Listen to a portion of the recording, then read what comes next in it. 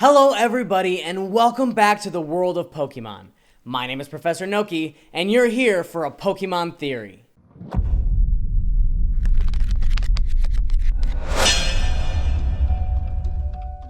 In today's theory, I'll be taking a look at a very interesting observation that one of my amazing viewers came to regarding all the Pokemon games. And honestly, it was something that I was kind of aware of, though I hadn't really put too much thought into before. He actually reminded me that in almost every single Pokemon title, there's at least one rival who is seemingly related to another character who's a very important NPC of that game. Whether that be the regional professor, a gym leader, the evil team leader, or generally any important character that plays a role in the plot or storyline. And as we continued to conversate about this theory, we came to the point where we realized there very well could be a pattern to all of this. That you could actually maybe even predict who the future rivals would be related to, and maybe even what their personalities would be like. So to start out, I had to sit down and do a lot of research into all of the different rivals that are presented in all of the different regions of the Pokemon games. Breaking it down to not only who they're related to, but also what their personality type really displays. Organizing this list by the order of their most important role overall in the region, I begin with the professors. Out of all of the Pokemon games that have been made thus far, only 2 rivals have actually been related to the regional professor. This being Blue in the first generation, and May in the third. Then you have the rivals that are related to champions, or gym leaders, or kahunas, or island trial captains, any of those roles which serve that purpose for the Pokemon League.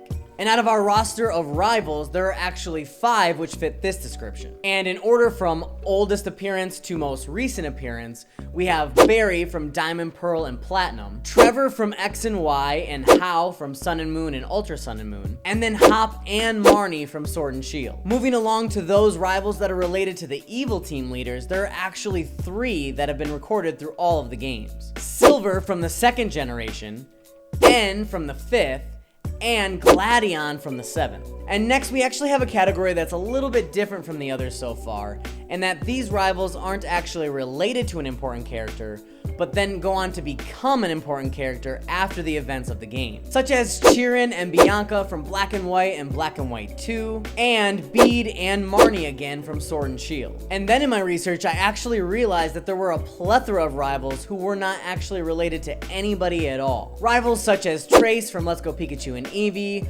Wally from Ruby, Sapphire, Omega Ruby, and Alpha Sapphire, Hugh from Black and White 2, and Tierno, Shauna, and Serena from X and Y. Though figuring out which rivals were related to important characters was only the first step of this theory overall.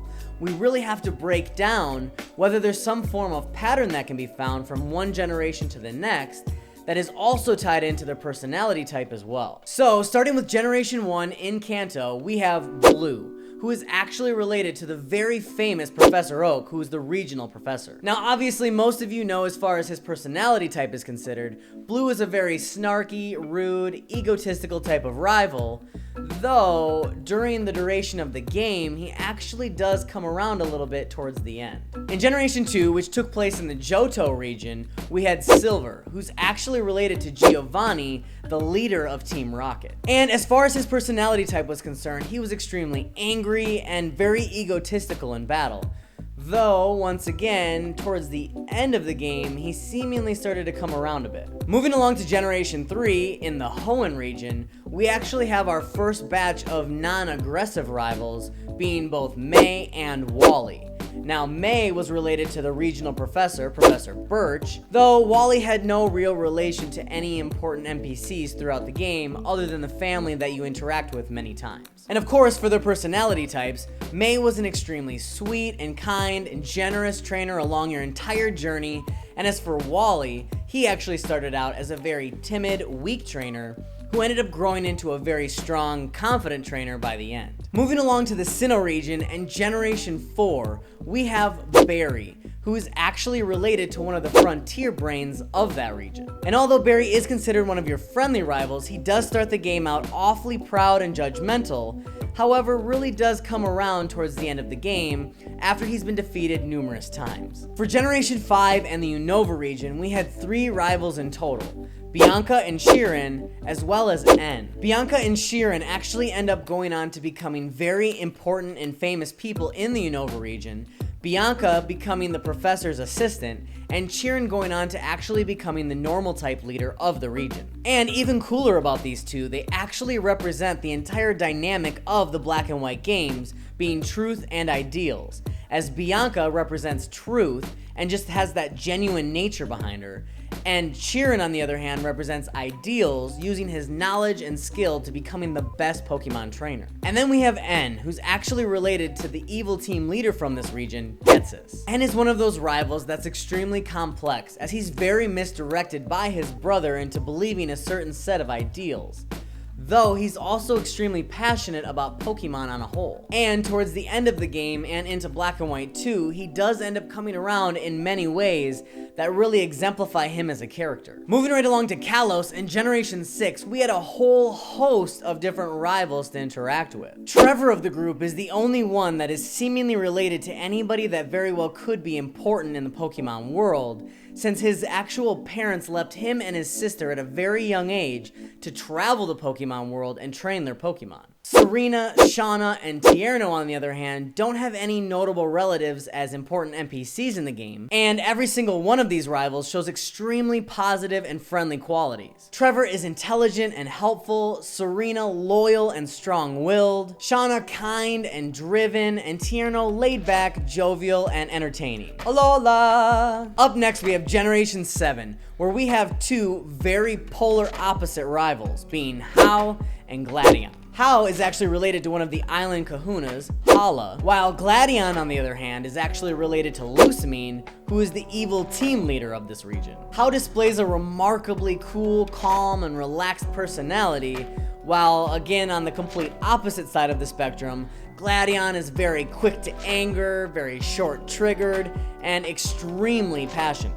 However, very interestingly, both of these characters seemingly have a come-around towards the end of the game, where Hau becomes very strong and confident, and Gladion really shows off his vulnerability and weak side towards Pokemon. And then for the most recent set of games that came out for Generation 8, in the Galar region, we actually have three different rivals, Hop, Bede, and Marnie. Hop, of course, is related to the regional champion, Leon. Marnie is related to Pierce, who's the Dark-type leader from Spikemuth, and then she herself becomes the next Dark-type leader. And then Bede, who actually started out as an orphan, ends up taking on the Fairy-type gym after Opal. For their personalities, Hop is extremely driven and passionate to show that he is just as good as his brother. Marnie is intelligent and proud, and looks to prove to the world that Spikemuth is an important city on the map. And Bede has a little bit more of self-interest in mind. He's very snarky and egotistical, though towards the end of the game, there's starting to be a trend here,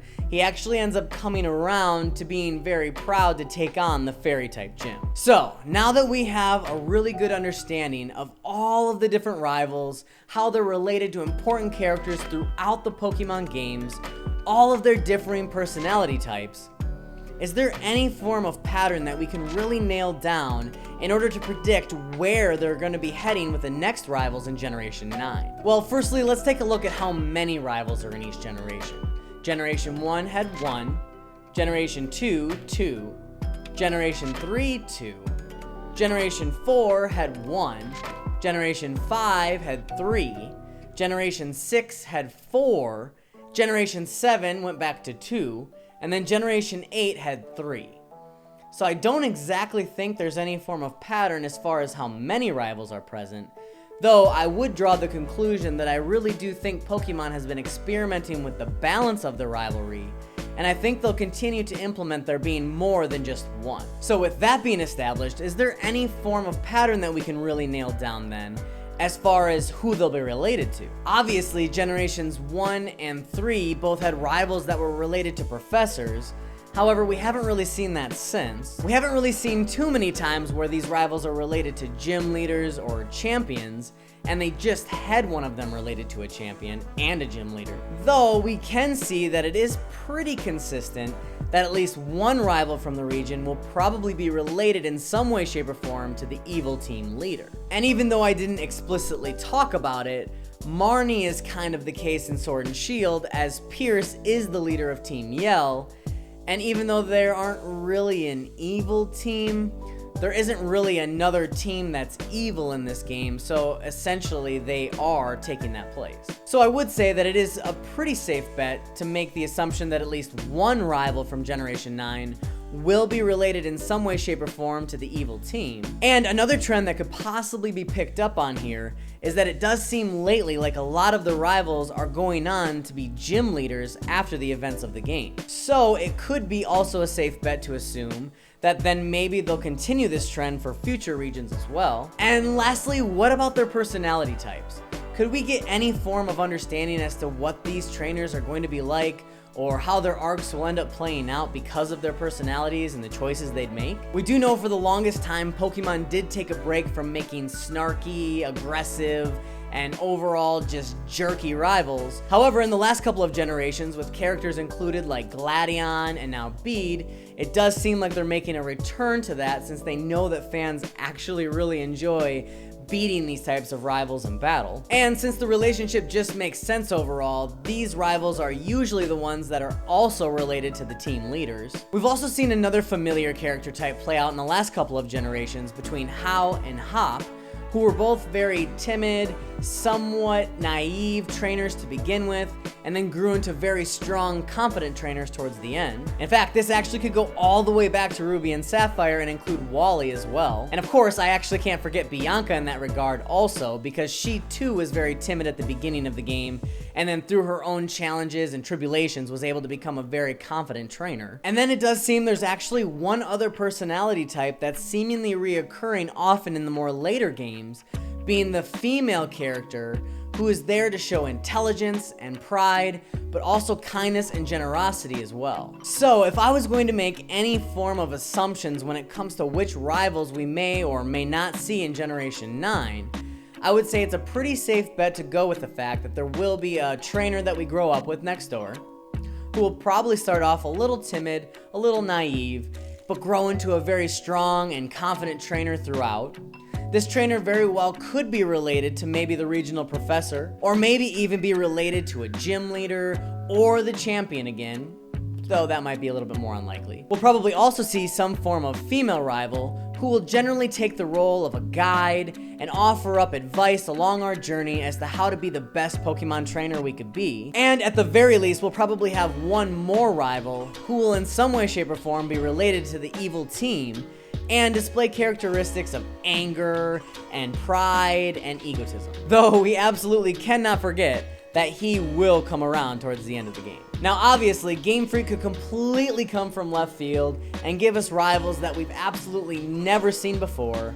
However, it does seem like they like to play out the same kinds of storylines throughout many of their Pokemon games in a bit of a way to weave that nostalgia and that overall understanding and the lessons that they like to deliver. So I do believe that they'll probably continue to follow these trends as they go on to the future generations. Though not to say that's in any way, shape, or form a bad thing, as it instantly builds familiarity with the characters that you're now meeting for the first time. Though I would love to know what all of you think about this Pokemon theory, so please let me know in the comments down below. And also, don't forget to subscribe to this channel if you enjoyed this video, and if you'd like to continue watching all the content that I create every single day. Thank you so much for watching, and until next time, this has been Professor Noki, signing out once again for ProfNoki.